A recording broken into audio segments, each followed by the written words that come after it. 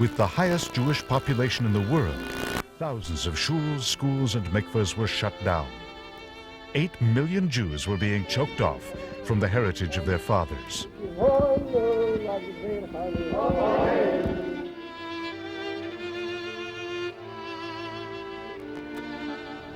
Не боюся никого. On a dark night in Moscow in the winter of 1924, Rabbi Yosef Yitzchak Schneerson, the 6th Rebbe of Lubavitch, made a covenant with a group of young men. They vowed to fight to the end to preserve their religion for the Jews of the Soviet Union, even if it meant losing their lives.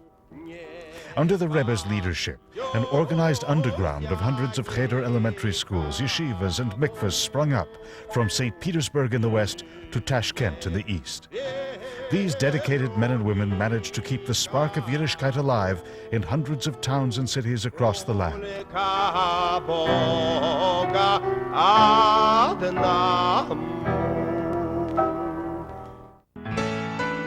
The communists persecuted, chased, and harassed the Rebbe and his operatives. Often within days, a new mikveh would be filled with cement. A report would arrive of a teacher sent to the firing squad, his young students sent to Siberia. But there always seemed to be another Hasid ready to fill his shoes. Through the years of communism, hundreds of Hasidic activists were executed. Thousands more were arrested and sent to Siberia for years of hard labor. In 1927, Rabbi Yosef Yitzchak himself was arrested and sentenced to capital punishment. Through the intervention of the governments of the United States, Germany, and Latvia, and petitions signed by hundreds of thousands of Jews across the Soviet Union, the sentence was commuted. The Rebbe was banished from Russia.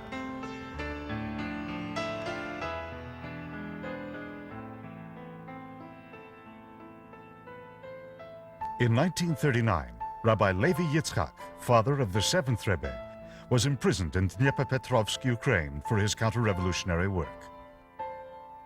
Among other crimes, he had personally stood up to Premier Stolypin and refused to follow the Premier's orders to certify government-baked matzahs as kosher for Passover. Rabbi Levi Yitzchak was exiled to a remote area of Kazakhstan. He passed away of his suffering in exile in 1944. He was buried 2,000 miles from his home in Almaty, Kazakhstan.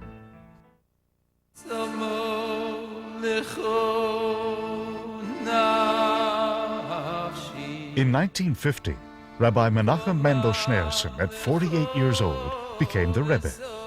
Under his guidance, the struggle intensified. Not a day would go by when the Rebbe would not struggle for the Jews of Russia.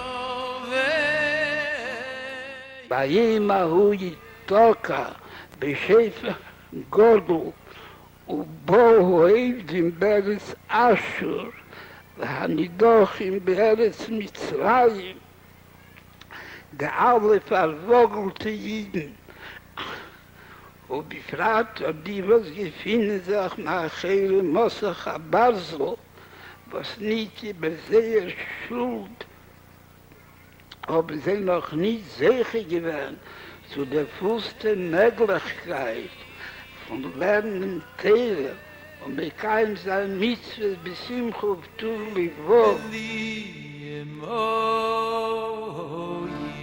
The Rebbe toiled endlessly for their physical and spiritual well-being. He sent couples posing as tourists, as clandestine shluchim, bringing strength and determination to his Russian underground. The couples would memorize hundreds of names and addresses. Russian border guards were left scratching their heads by Hasidic couples who would travel to Russia for a 2-week stay, laden down with kosher salami and Jewish books and films. The humanitarian aid was used to feed Jews in cities and shtetl across the land. The shluchim smuggled out film strips where Jews would request the Rebbe's blessings. Ich will beten, als der Rebbe soll Rachmanis haben auf unsere Kinder. Ich will beten, der Rebbe soll beten, die alle Iden, welche sitzen in Wet Sohar. Rebbe, благодарю тебя за просьбу, которую ты исполнил который я говорил в прошлый раз. The Rebbe would debrief the shluchim for hours on end, often weeping upon hearing the reports of physical and spiritual persecution.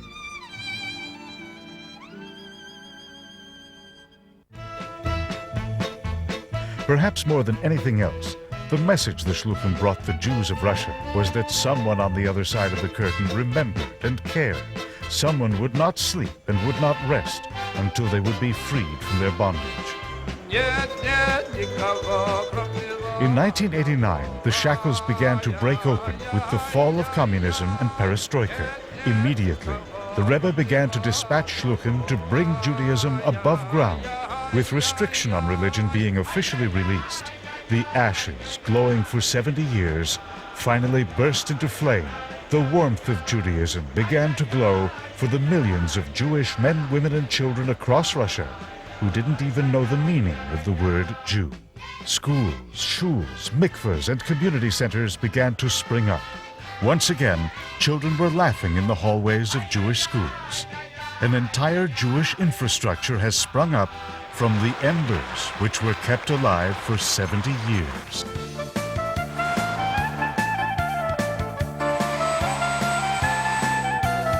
The first holiday, we put a small ad in the newspaper. We thought that maybe 200 people would come. 600 people showed up. My wife and I decided that we're moving here, for sure. There are people here, there are youth here. There's a future. I understood long ago that we have to make a change. Enough hiding, enough being ashamed of our Judaism. My husband also, at the beginning he didn't go, now he goes to the synagogue. In 1932, they took away our synagogue and made it into a factory, a textile factory named Stalin. Now they're giving us back our synagogue. There used to be about 40 synagogues. There were mikvahs, cheder. 80% of the people were Jewish. When we came here, there was almost nothing. Now, we're rebuilding the synagogue. Last year we opened up the first Jewish school in the whole Ural and Siberia region. We have over here a place right next door that we're planning to build a mikveh. We already bought a house.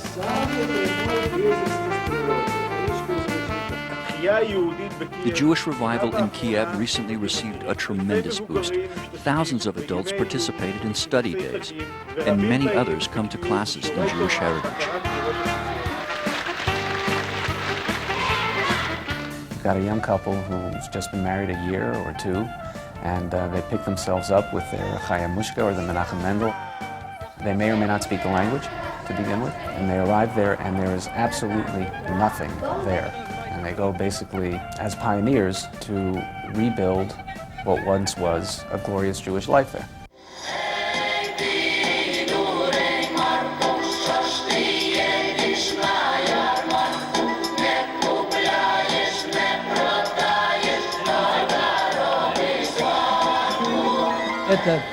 On Hanukkah and Purim, usually we have many thousands of people.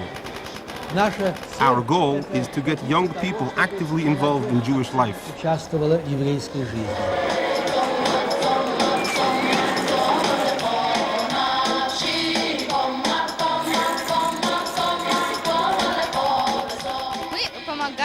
We help all the people. We go to different Jewish houses. We tell them about the holidays, about how a Jewish person lives.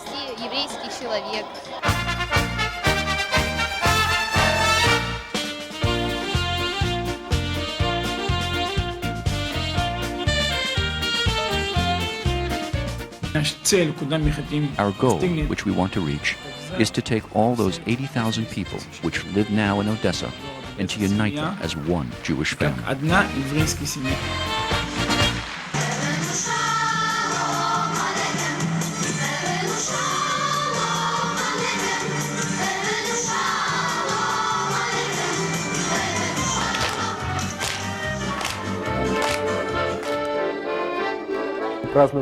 I remember Passover in 1991. We had about 800 people. It was like a breath of fresh air after many years of repression and not being able to keep our traditions.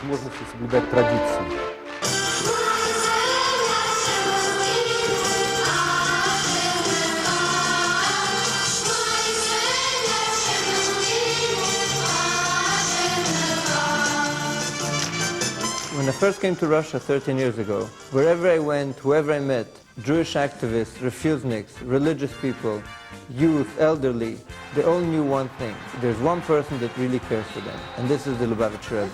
They all knew there's somebody that they could turn to and could really help them to solve their problems. Because at that time it wasn't fashionable to help Russian Jews. Not only wasn't it fashionable, it was actually dangerous. Я надеюсь, что эта трансмиссия также слышится в Советской России во многих местах. Бхол моким шеголу Исроил шхина и мой, что Бог находится с каждым из них, без различия, находится ли он в Европейской России или в Азиатской России.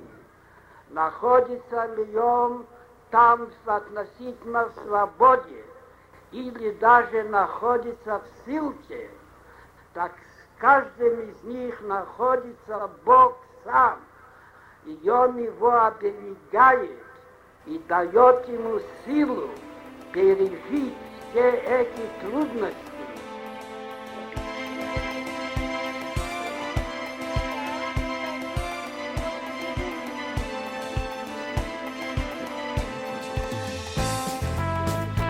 Everyone likes it here. It's a wonderful revival. I survived the war, and now here, this is my family. Twice a week, someone comes to my house. When I need medication for myself and my wife, they never refuse me.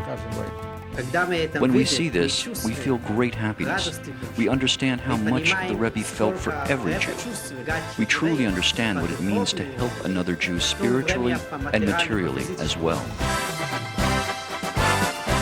What they give to our children here, we've never seen anywhere else. I can say this is very needed for our children's emotional and physical challenges to bring them here. Here the situation is in such complete poverty that it's come to the point that there's no money to bury their dead. In Kharkov, you can now say with complete certainty that every Jew has everything that they need.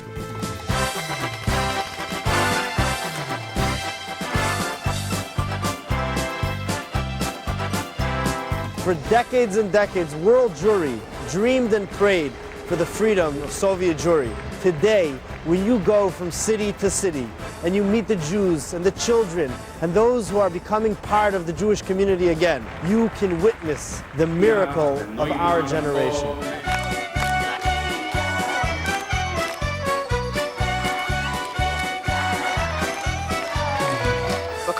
So far, it's great. They treat us very hospitably. They set us up in beautiful bunks. The Friedrich Lubavitcher was put in prison in 1927 in Leningrad. Today, camp children come by the same streets that they took the Friedrich Rebbe from his home into prison. And today, those children for whom he sat in prison are walking the same walk with tzitzis on their sides, a yarmulke on their heads.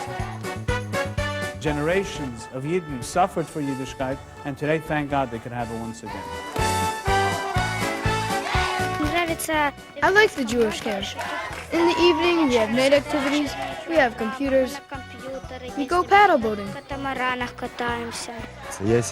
I was at home reading the newspaper. It said that they're accepting young people to the Torah Institute.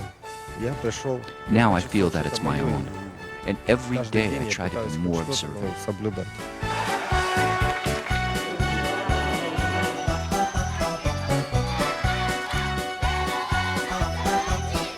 Когда приходит сын или дочь, маленький еврей или маленькая еврейка, и приходит к своему отцу или своей матери и просит у них, чтобы они с ним учили еврейство, учили Тейру Мицвейс, как закон Советской России, гарантированной Советской Конституцией, обещает и предохраняет и указывает всем властям до милиции этого улицы или этого переулка, что отец или мать может, и никто и не смеет им мешать, учиться своим сыном и со своей дочерью Тору в полной мере, включая исполнение миссии в ежедневной жизни.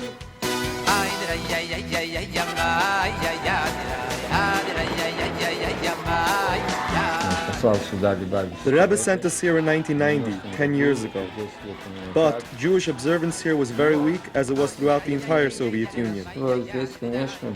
Thank God now you see the school which President Ukravivna gave back to us.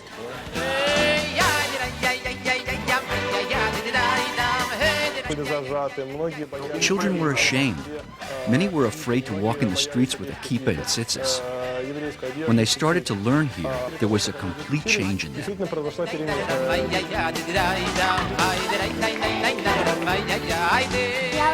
I already know all the morning prayers, and I already teach my mother the prayers so that she will know them too. She showed us how to observe Shabbos. Now I light candles, and when Shabbos comes in, we have to do it just how she learns in school. We eat matzah, we have the Passover Seder. All of the observances must be at the highest level.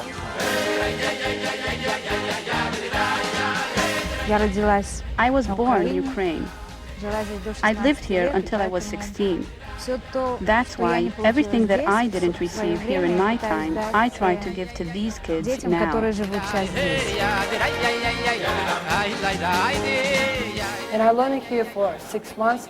I'm learning now Hebrew, but I don't know it quite well, but I'm learning, still learning. I really like to learn here because here we have really good teachers, friendly teachers, smart teachers. They give us very good lessons. We came to Dnepropetrovsk. There was still communism, and now it's been 10 years and a lot has been going on. Started off with 5 children and there are over 700 children now.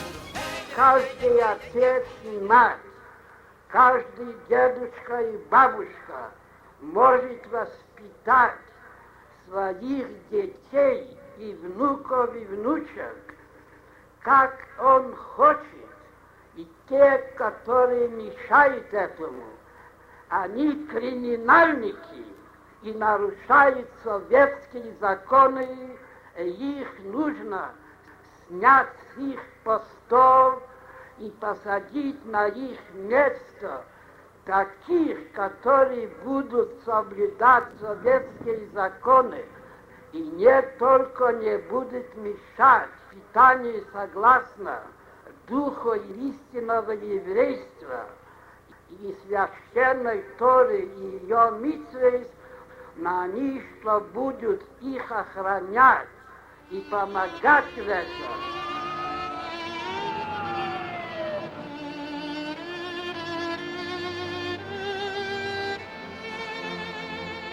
When the president came to the opening of the community center, people here couldn't believe it. They didn't believe that they're awake and seeing in the country that prosecuted the grandparents for being Jewish. Their parents had to hide their Jewishness, and today they can come out openly, opening a Jewish center in the center of Moscow, saying, yes, I'm Jewish, I'm proud of it, I'm proud of my religion. This is really the happiest day in their life.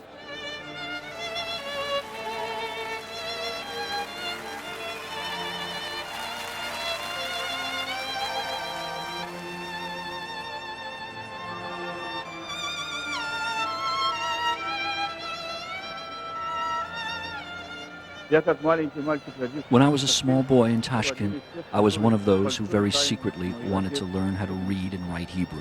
I remember how it was a scary secret. Under no circumstances could it be mentioned anywhere. God forbid someone should find out about it. The Lubavitcher Rebbe, who never cut the connection even through the most dangerous times in the Soviet Union, he constantly continued to hold the connection. I remember in St. Petersburg 10 years ago, I was involved then with the opening of a Jewish boys' school for the first time in the Soviet Union. But since then, there has been unbelievable progress. Not long ago, it's hard to imagine it now. All of this was strictly prohibited. People would hide in cellars to learn their own language. Who could live here? Women have come here today with their children, even the very young. That is a great sign. That means the center has already established itself, and it has a great future. Here, in the Russian home of the Jewish Center, may there always be many visitors. May there shine an atmosphere of friendship. May this be a great beginning.